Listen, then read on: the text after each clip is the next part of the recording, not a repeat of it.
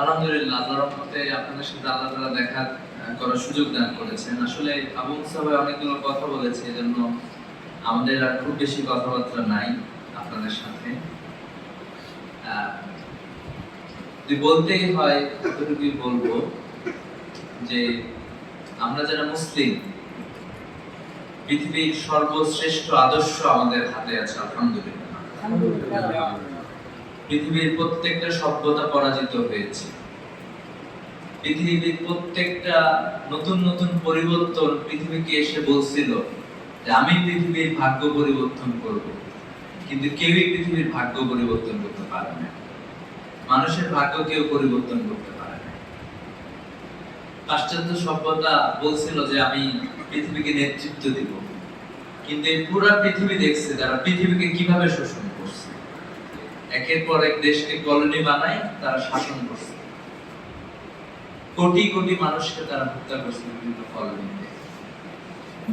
Trillion trillion dollar সম্পদ তারা নিয়ে গেছে আমাদের এই সমৃদ্ধ জনপদগুলো থেকে। এগুলো দিয়ে তারা বড় লোক হয়েছে। এখনো তারা নতুন ভাবে চিন্তা করে যে কিভাবে একের পর এক দেশকে তারা শোষণ করে। এই জন্য আমরা বলতে চাই যে এই পাশ্চাত্য সভ্যতার হাতে পৃথিবী নিরাপদ না। সেই সাথে আমরা দেখেছি পাশ্চাত্য সভ্যতার বিপরীতে আরেকটা সোসাইটি দাঁড়াইছিল। তারা বলছিল যে আমরা পৃথিবীতে সাম্য প্রতিষ্ঠা করব, কিন্তু আমরা দেখতে পেয়েছি সাম্যের কথা বলে তারা আরো বেশি মানুষ হত্যা করছে। আপনারা দেখবেন রাশিয়া একের পর এক দেশকে তারা শোষণ করছে। 14টা দেশ ওখান থেকে অলরেডি বের হয়ে গেছে। তারা বলছিল যে আমরা সুন্দরভাবে ইনসাফ ন্যায় প্রতিষ্ঠা করব।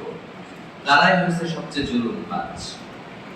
আগামী পৃথিবীতে যদি কোনো আদর্শ থাকে, সে আদর্শের নাম হচ্ছে ইসলাম। আমরা কি ইসলাম ধারণ করতে পারছি? কর্মী ভাইদের কাছে আমার এটাই অনুরোধ যে আমাদের ইসলাম ধারণ করতে হবে, অন্যথায় আমাদের পরাজয় নিশ্চিত। নিশ্চিত আমরা পরাজিত হব যদি আমরা ইসলামকে ধারণ না করতে পারি।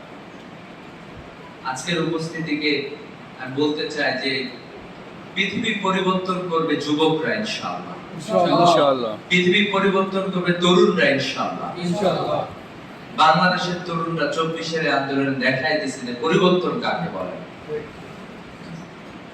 আমাদের কাছে মনে হয়েছিল যে আর মনে হয় কোনো আশা নাই, কোনো ভরসা নাই সামনে। যারা বৃদ্ধ ছিল তারা এটা বিশ্বাস করত যে আর মনে হয় সামনে কোনো আশা নাই। তরুণরা বুঝছিল যে আমাদের যত নিরাশা আছে এগুলো আমরা কাটাই উঠবো ইনশাআল্লাহ, এবং তরুণরা সেটা প্রমাণ করেছে।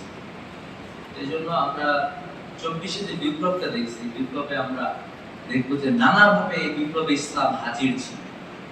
একটা ছেলে যখন রাজপথে নামছিল, সে নিশ্চিত জানে যে বুলেটের আঘাতে আমাকে মৃত্যুবরণ করতে হবে, আমাকে শহীদ হইতে হবে। সে নামছিল কিসের তামান্না নিয়ে? নিশ্চিত শহীদি মৃত্যু নিয়ে নামছিল না। আমি ন্যায় এবং ইনসাফের পক্ষে লড়াই করতেছি, আমার ইসলাম আমাকে এটা শিখাইছে। এই যুদ্ধে যদি আমি মারা যাই আমি শহীদ হব ইনশাআল্লাহ।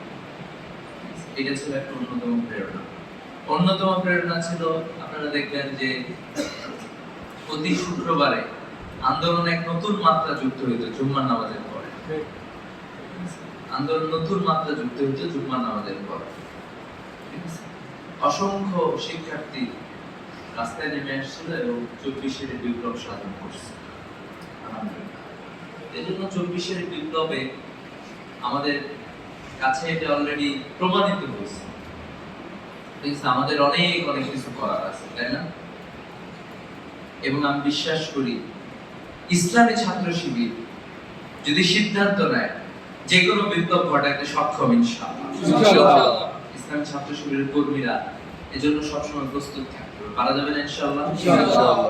প্রিয় উপস্থিতি, আমরা আমূল পরিবর্তন চাই। আমরা পরিবর্তন শুরু করতে চাই নিজেকে দিয়ে। পারা যাবে না ইনশাআল্লাহ? ইনশাআল্লাহ। নিজেকে পরিবর্তন করে একটা সোসাইটিতে হিউম্যান ক্যাপিটাল বলে একটা কথা আছে। হিউম্যান ক্যাপিটাল কি জানেন? কে বলতে পারবেন? এনিওয়ান?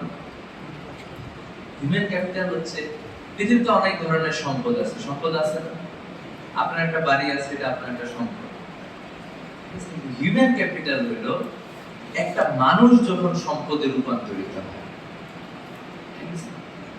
একটা মানুষ যখন সম্পদে রূপান্তরিত হয়, আপনি একটা মানুষ, একটা জেনারেল, একটা স্টুডেন্ট, 9 10 পুরো একজন শিক্ষার্থী, এটা আপনার একটা পরিচয়। কিন্তু আপনি যখন নিজেকে গড়ে তুলবেন, এমন ভাবে নিজেকে গড়ে তুলবেন যে আপনি একটা সম্পদে রূপান্তরিত হবেন, এটা হচ্ছে হিউম্যান ক্যাপিটাল, যেটা খুব বেশি জরুরি আমাদের সোসাইটি। আমাদের কি জনসংখ্যার অভাব আছে বাংলাদেশে? প্রচুর জনসংখ্যা, অনেক অনেক, অধিকাংশ ইউথ, জনসংখ্যা, মানে এটা কোনো শেষ নাই। কিন্তু মানব সম্পদ কি সবাই হতে পারছি আমরা? মানব সম্পদ হতে পারি। অসংখ্য মানুষ দরকার নেই পরিবর্তনের জন্য, গুটি কয়েক মানুষ পরিবর্তনের জন্য যথেষ্ট। আপনি দেখবেন যে আল্লাহ রাসূল সাল্লাল্লাহু আলাইহি ওয়াসাল্লাম যখন দাওয়াতি কাজ করেছিলেন, হাজার হাজার মানুষ কি মাক্কি জীবনে ইসলাম গ্রহণ করছিল? ইসলাম গ্রহণ করছিল কয়জন? গুটি কয়েক মানুষ। কিন্তু আপনি দেখেন আল্লাহ রাসূল সাল্লাল্লাহু আলাইহি ওয়াসাল্লাম ওফাতের পরে যারা পৃথিবীতে নেতৃত্ব দিয়েছে, তারা হচ্ছে ওই মানুষগুলো, আল্লাহ রাসূল সাল্লাল্লাহু আলাইহি ওয়াসাল্লাম যে গুটি কয়েক মানুষকে তৈরি করেছে। আবু বকর রাদিয়াল্লাহু আনহু,